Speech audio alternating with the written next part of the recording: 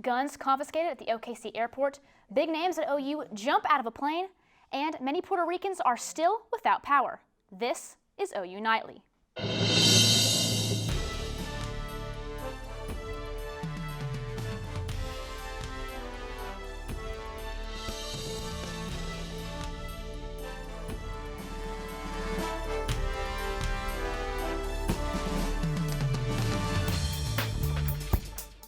Hello and thanks for joining us for OU Nightly. I'm Madeline Roberts. And I'm Sydney Forsee. Get ready for a big change in our weather. So big that an event set for tomorrow had to take place today. In advance of OU's big game with Army on Saturday and the OU Army ROTC program celebrating its 100th anniversary, several OU leaders took part in a tandem parachute jump. OU President Jim Gallagher and a few others did a parachute jump strapped to U.S. Army Special Operation Team members known as the Black Daggers.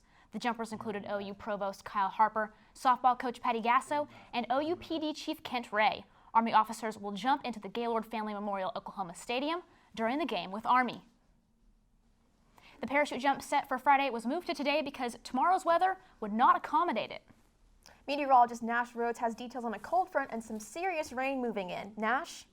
Well, that's right, guys. We have quite a bit of rainfall slated to move in tomorrow, and because of this, we do have an aerial flood watch in effect. This does include Norman and much of central and southern Oklahoma. This does continue into 1 p.m. on Saturday, so it shouldn't affect our game, but if you're heading out the door on Friday, be advised because this rainfall is serious. And looking forward at the radar right now, you wouldn't think we'd have anything going on as we really don't have any rainfall in central Oklahoma. Off to our northwest, we have some scattered showers moving out through the panhandle, but believe it or not, this system up here will slowly move into central Oklahoma, bringing us that rainfall coming up. So later in the broadcast, I'll have your updates on rainfall totals as well as the change in temperatures and even a game day forecast. Back to you two at the desk. Thank you, Nash. And some tense moments for air travelers today in Oklahoma City as 2 loaded guns were confiscated at Will Rogers World Airport. The TSA found the firearms while screening carry-on bags at the security checkpoint. The gun owners were allowed to fly later after an interview with Oklahoma City Police. Mariah Conduff joins us in the News Center with more on the mass shooting in Maryland. Mariah? A shooting at a Maryland distribution center leaves multiple people dead. Earlier today, a woman opened fire at the Rite Aid's distribution center in Aberdeen, Maryland, leaving 4 people dead and several injured. It appears to be a single weapon that was used, a handgun, and there were no shots fired by any of the law enforcement officers responding to the scene. We do not believe that there's an additional threat anywhere to our Harford County community. Source says the woman was a disgruntled employee. In an attempted suicide, the shooter shot herself in the head but was unsuccessful. The suspect is now in custody at a local hospital. The woman who accused Judge Kavanaugh of sexual assault agrees to testify next week. Dr. Christine Blasey Ford is accusing Brett Kavanaugh of sexually assaulting her when the two were in high school. Kavanaugh has denied all allegations and has agreed to testify against the woman. Ford's lawyers say she has received death threats and has requested an FBI investigation before she agrees to testify. Mourning continues 1 year later after Hurricane Maria devastated Puerto Rico, leaving many with nothing. Esta era nuestra habitación y este cuarto del lado acá era de mis nietos. Cuando venían mis nietos, pues ellas dormían en estas literas aquí. En este ladito de aquí. Y ahora estamos viviendo ahí lo que podemos arreglar la casa. Since September 20th of 2017, the death toll is nearly 3,000 people. Many families are still left without power. And the Association of Universities for Research in Astronomy are investigating a New Mexico observatory due to suspected possession and distribution of child pornography. Thank you, Mariah. And 9 Cherokee veterans are returning to Oklahoma following a flight to the nation's capital meant to honor their service. As Storm Jones reports from Washington, the Cherokee Nation Warrior Flight, a program started to honor World War II veterans, includes a member of the Greatest Generation from Tulsa. I graduated from high school on Tuesday night, and on Friday I was on my way to the Navy in San Diego. 92-year-old John Cochran. I felt like I had to do my part. He works out 3 days a week and is already planning his 100th birthday party. Cochran went to college and began teaching in schools across Oklahoma after returning from World War II.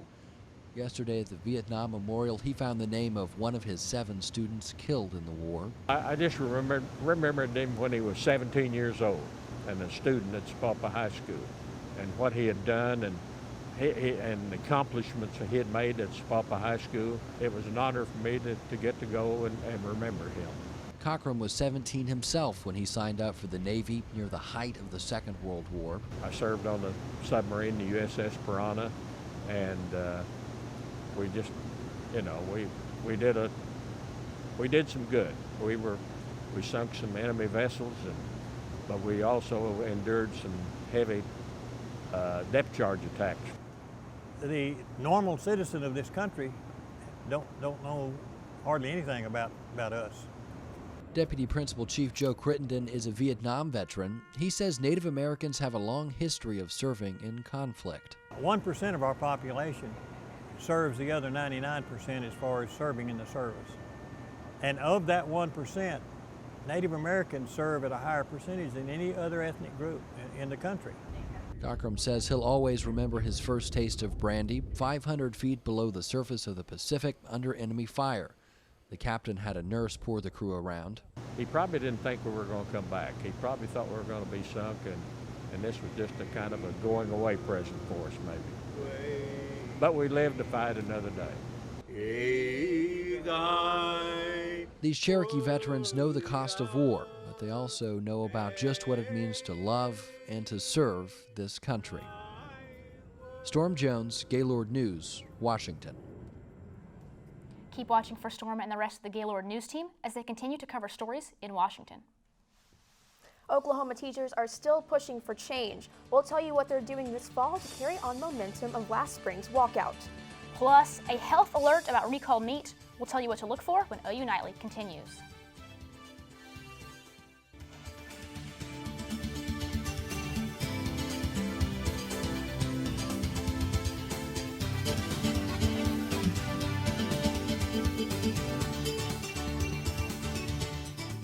Welcome back. More than 6 months have passed since the teacher walkout, but teachers aren't finished on their journey to improve Oklahoma schools. Kyle Payne shows us just how they plan on making a difference.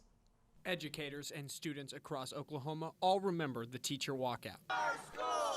After the walkout, many educators of all capacities decided they weren't going to wait around for change and wanted to make the changes themselves. How to best manage what our students need, especially with the current budget system, and then make changes on the fly based on all the input that we get. That's exactly what they do at the legislature. Educators across the state must have felt the same way because they're putting down the books and putting their names on the ballot. I'm just going to tell you that there may come a time in the future when I decide to run for an office. For Conley, that time is now.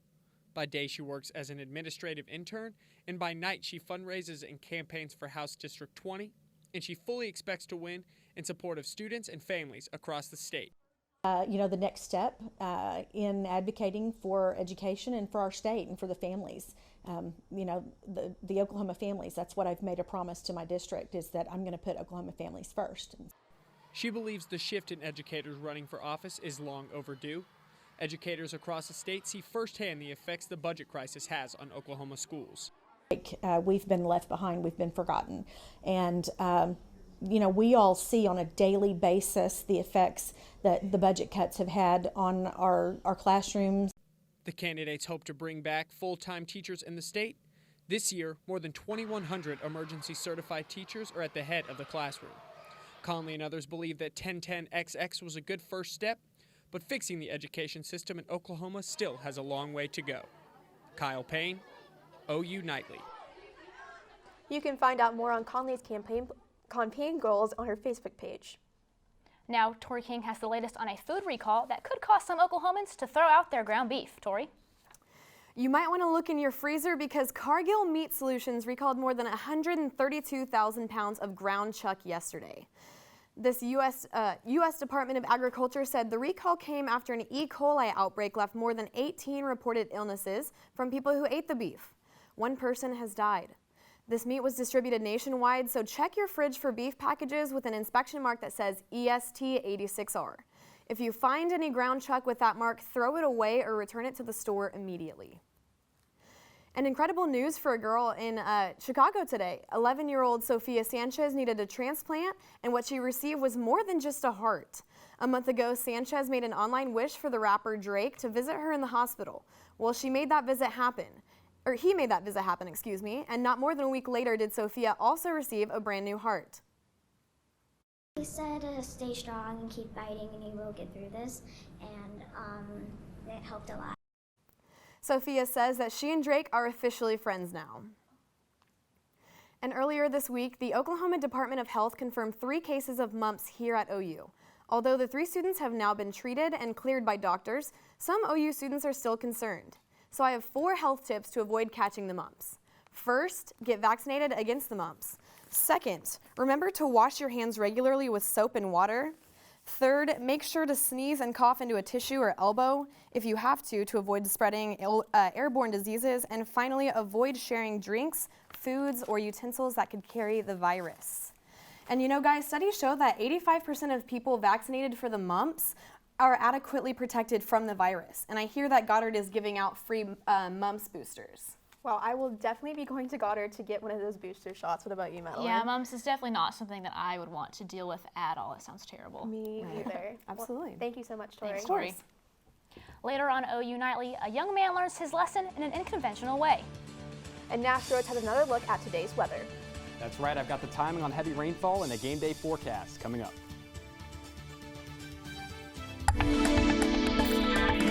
Welcome back to OU Nightly. Here's a live look at Oklahoma City right now. The story is hot and humid, and that's what we have. 89 degrees here in Oklahoma City with those winds only at about 17 miles per hour, so you'll still be able to feel them, but they'll still feel very mild. Right now, temperatures are in the upper 80s and 90s, 90 here in Oklahoma City, 92 up there in Guymon. But as we jump into our regional view, I want you to keep a close eye on the temperatures to our north. Right now, temperatures to our north are sitting in the 80s, and the reason for that is we do have a system slated to move into the area here soon. I'll have an update on that just a moment as we jump back into the graphics to find it. Quick update on our rain chances this upcoming week. Anyway, we'll be there just a moment here, having some technical difficulties as we jump back into earlier in the show. Quick look at our regional graphics. Okay, let's start here. Right now we have a cold front slated to move through the area starting on Friday. It will slowly drop into the area as early as Friday morning at 3 a.m. It'll set up shop over Oklahoma, central Oklahoma in the afternoon. As it does, Norman could receive quite a bit of rainfall, up to an inch of rainfall in some places. Some could see even more as we do have some flash flooding expected. But the good news is on Saturday, this will have completely moved out of the area. And as it does, we will have somewhat clear skies for the game on Saturday. So if you're planning on going to the game, might have a few clouds out there at the start, a very low rain chance, but it should be fantastic for our first evening to night game of the year against Army. Also tomorrow, we will be down into the 70s. Look at this, 73 in Oklahoma City, 74 in Guymon. We are well below average for this time of year, and the reason for that is that system will move through and give us quite a bit of rainfall. And when we say rainfall, we mean a lot. Some places down here could see up to 3 inches of rain in the future. And a quick look at our flash flood risk coming up. We do have a moderate risk of flash flooding here in Norman, Oklahoma City, and Lawton in the immediate future. Now, looking at the 2-day forecast, the story is that our temperatures will be very low as we'll drop into the 70s and 60s on Friday and Saturday before we slowly start to rebound throughout the upcoming week and rise back into the 80s and really lose all those rain chances later on in the week. But guys, I'm just happy we finally have some rain chances in the immediate future after all those hot days we closed out with the last couple of days. Same here, Nash. I'm just glad that there's not going to be a high chance of rain during the game on Saturday. I don't really want to wear my poncho. I don't think it's the best game day look out there. I'm not a big fan of rain, but it has been very hot, so it'll be nice to get some cooler temperatures. Exactly. Sure. I'm looking forward to the cool off. I'm all for it. Thank you, Nash. Well, it's not gymnastics season for the Sooners, but some of the team is staying busy. Brooke Murski joins us with more. Brooke? 3 guys have a chance to compete on a pretty special team, and we'll tell you what this video is all about. Sports is straight ahead.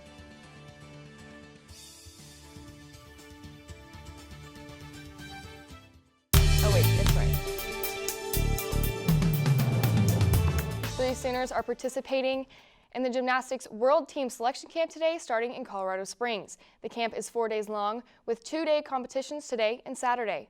Senior Yul Moldauer and graduates Alan Bauer and Colin Van Wicklin are competing to join the 5-man team representing the U.S. at the 2018 World Championship.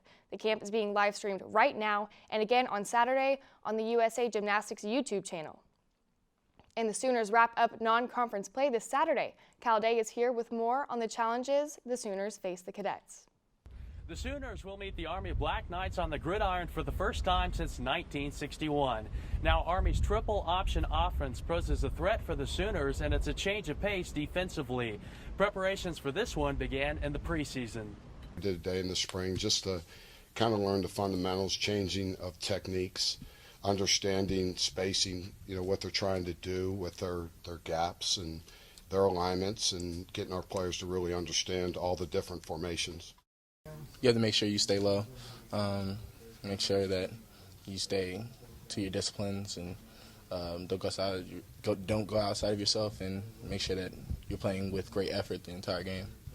Now, going along with that triple option offense, Army is second in the country in rush attempts per game. Offensive linemen in this system typically block lower in the legs, and Coach Stoop says that's going to be a great challenge for his defense. Everyone says, well, don't you know they're running the ball? Yeah, they're going to run 90% of the time, and then the other 10% they're going to try to trick you with a play-action pass. Now, the last time the Sooners saw an offense similar to this was against Tulane last year, and the Sooners won 56-14. Kickoff is set for 6 o'clock in front of a sellout crowd right here at Oklahoma Memorial Stadium. Cal Day, OU Nightly. Thursday Night Football has the Cleveland Browns hosting the New York Jets. It's the first time the Browns have been a home favorite since 2014. Cleveland will be rocking if the Browns pull out a win.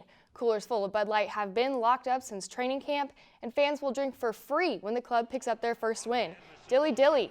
As for the game, the Jets come in as a 3-point underdog despite a 1-2 record and a hot start from rookie QB Sam Darnold. After requesting a trade and announcing his top 3 preferred destinations, Jimmy Butler is most interested in the LA Clippers. Timberwolves coach Tom Thibodeau is not so thrilled. The Clippers have 2 max contract slots available in July and have already expressed interest in Kawhi Leonard. And a New York prison artist who became known for golf course drawings is set free after nearly 3 decades. Valentino Dixon was wrongfully convicted of murder and spent years in prison with colored pencils. His art was so impressive that it was featured in Golf Digest in 2012. Dixon now walks free and says he will still keep drawing.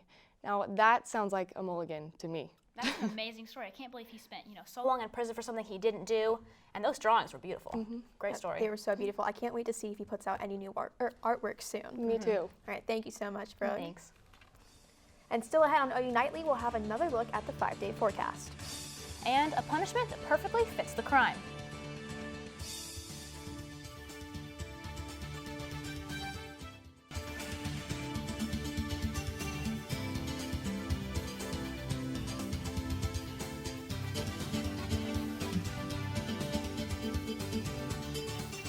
I'm Kelsey Hovanetz at the OU Nightly Update Desk with the latest on an individual robbed at gunpoint in Edmonds.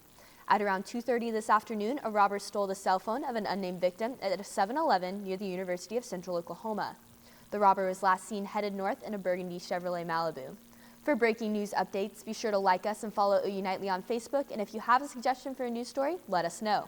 That's it for now. Back to you in the studio. Thanks, Kelsey. Well, Sydney, you know the old saying, don't do the crime if you can't do the mowing. Well, I don't think that's how the saying usually goes, Madeline, but for one teen in Akron, Ohio, I guess it is. 19-year-old Cody Scott was caught cutting obscenities into the local high school field with a lawnmower. The judge said he could spend 10 days in jail or do some more mowing. Scott chose the mowing punishment, and after a few hours mowing in the hot sun, he said he learned his lesson. Definitely an interesting way to learn a lesson there. Yeah, I think it's also better than spending a few nights in jail. Oh yeah, I'd rather do that for sure. And Nash, do you have a weather fact for us today? Yeah, weather fact of the day. Back in 1961, on this day, the first ever satellite image of a hurricane was taken. It was Hurricane Esther off in the Atlantic Ocean. It eventually grew into a Category 4 hurricane. Also, a quick update on our 7-day forecast. We're expecting rain tomorrow, actually lots of rain tomorrow. As you saw, we had a flash flood watch earlier. And that rain chance will stick around into Saturday. and completely disappear by Monday, as next week we'll have no rain chances with temperatures rising all the way back into the 80s.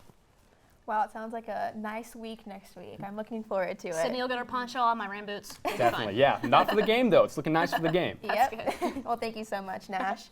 Thank you for watching OU Nightly, brought to you by the Gaylord College of Journalism and Mass Communication on the campus of the University of Oklahoma. We'll see you back here tomorrow night, live at 4:30. Have a great night. Good night.